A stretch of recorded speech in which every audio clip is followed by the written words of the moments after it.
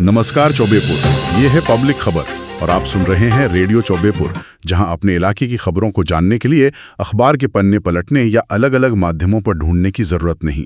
जुड़िए हमारे साथ और सुनते रहिए अपनी दैनिक दिनचर्या के साथ अपने इलाके की ताज़ा खबरों को। बुलेटिन के अंत तक बने रहिए। आज हमारे लीगल एक्सपर्ट सीनियर एडवोकेट अनुपम तिवारी किराएदारी के एग्रीमेंट से जुड़ी एक बेहद महत्वपूर्ण जानकारी देंगे। तो चलिए आज की कुछ सकारात्मक और सामुदायिक खबरों पर नजर डालते हैं। शुरुआत करते हैं एक बड़े आध्यात्मिक आयोजन से। स्वरवेद महामंदिर धाम में 10 और 11 जून को सद्गुरु कबीर प्राकट्य महोत्सव है, तो इसकी तैयारियां पूरी हो चुकी हैं। जी हाँ, बिल्कुल। तैयारियां समझिए अंतिम चरण में हैं। संत प्रवर विज्ञान देव जी महाराज ने तो खुद ही स्थल पर जाकर सब कुछ देखा है। अच्छा, खुद उन्होंने जायजा लिया? हाँ, जैसे मंच कैसा है, ध्वनि व्यवस्था, रहने की जगह, भोजनालय, पानी का इंतजाम और हाँ, सुरक्षा भी, सब देखकर जरूरी निर्देश भी दिए हैं। उनका कहना था कि ये सिर्फ उत्सव नहीं है, हाँ, ये आत्मा के जागरण का निमित्त है, तो सेवा में कोई भी कमी बिल्कुल नहीं होनी चाहिए। उन्होंने सेवकों के साथ बैठकर हौसला भी बढ़ाया उनका। ये तो बहुत अच्छी बात है। सेवा भाव सबसे ऊपर। और सुना है महोत्सव से एक दिन पहले भी कुछ कार्यक्रम हुआ, 9 जून को। जी बिल्कुल। भक्तों ने कबीर साहब की जो प्रसिद्ध कृति है बीजक और महर्षि सदाफल देव जी की रचना स्वरवेद, हाँ, स्वरवेद, उसका संगीतमय पाठ किया। बड़ा ही भक्तिमय माहौल था और उसके बाद विहंगम योग साधना का अभ्यास भी हुआ। और लोग भी काफी आ रहे हैं, सुनने में आया देश भर से। हाँ बिल्कुल, अनुयायी पहुंच रहे हैं इस आध्यात्मिक पर्व में शामिल होने के लिए। चलिए आध्यात्मिक माहौल से अब शिक्षा की ओर चलते हैं। पिंडरा ब्लॉक के एक स्कूल से अच्छी खबर है। उच्च प्राथमिक विद्यालय मंगारी। जी, मंगारी में समर कैंप चल रहा है आजकल। वहाँ इन्वॉल्व नाम की एक संस्था ने बच्चों के लिए बड़ा अच्छा अभियान चलाया है, सपनों का पिटारा। सपनों का पिटारा, नाम तो बड़ा प्यारा है।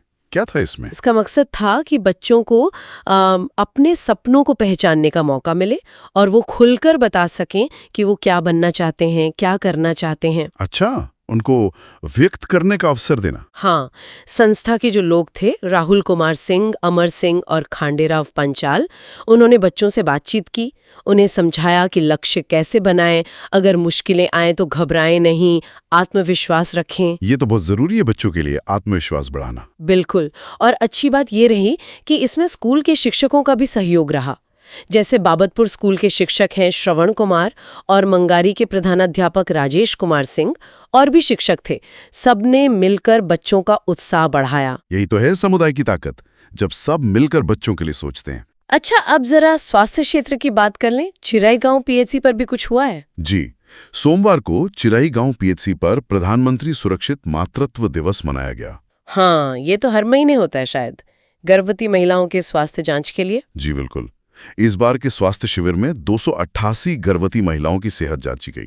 पीएचसी प्रभारी हैं डॉक्टर मनोज कुमार वर्मा। उन्होंने बताया कि 162 महिलाओं की तो एएनसी जांच हुई, मतलब एंटीनेटल केयर। ठीक है, 162 की एएनसी जांच। हाँ, और जांच में ये भी पता चला कि 6 महिलाओं में हाई रिस्क प्रेगनेंसी, जिसे एचआरपी कहते हैं, उसके लक्षण थे। ओह, यानी गर्भावस्था में कुछ खतरा था। हाँ, अधिक जोखिम वाली गर्भावस्था। तो उन्हें तुरंत बिना देर किए बेहतर इलाज के लिए मंडलीय अस्पताल रेफर कर दिया गया। ये बहुत जरूरी है, समय पर पहचान और सही जगह भेजना, माँ और बच्चे दोनों की सुरक्षा के लिए। बिल्कुल सही। समुदाय के स्वास्थ्य के लिए ये बहुत अहम कदम है। स्वास्थ्य के बाद अब रुख करते हैं उच्च शिक्षा का। महात्मा गांधी काशी विद्यापीठ से भी कुछ अपडेट्स हैं। जी, पहला तो ये कि सत्र 2025-26 के लिए जो प्रवेश काउंसलिंग है वो आज से यानी 10 जून से शुरू हो गई है। अच्छा, आज से ही? हाँ जी।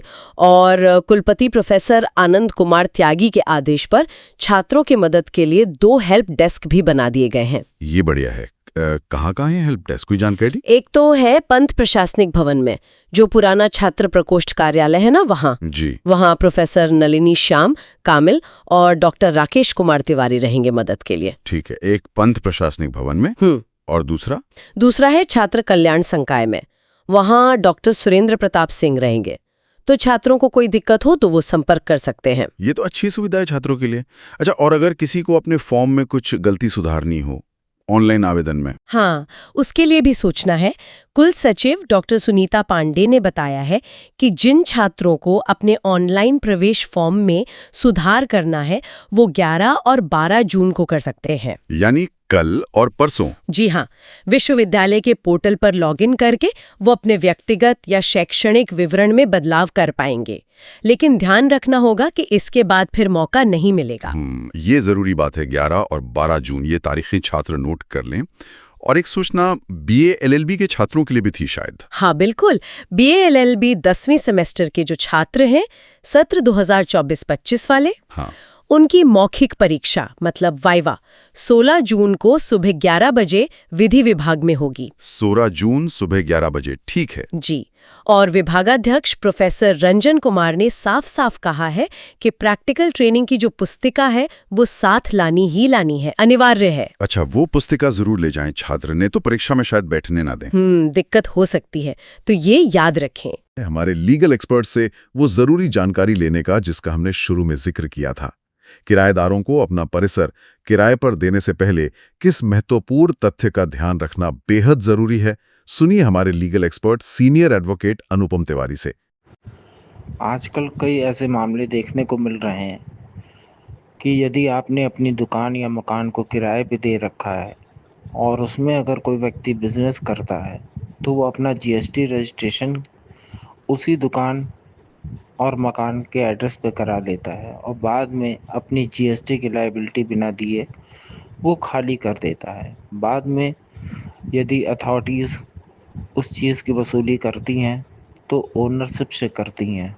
तो इस चीज़ से बचने के लिए आप रेंट एग्रीमेंट में ये मेंशन कर सकते हैं कि इस दुकान पे या मकान के एड्रेस पे जीएसटी का रजिस्ट्रेशन नहीं होगा, और अगर करना है तो उस व्यक्ति को मकान मालिक या दुकान मालिक से नो ऑब्जेक्शन सर्टिफिकेट लेना होगा।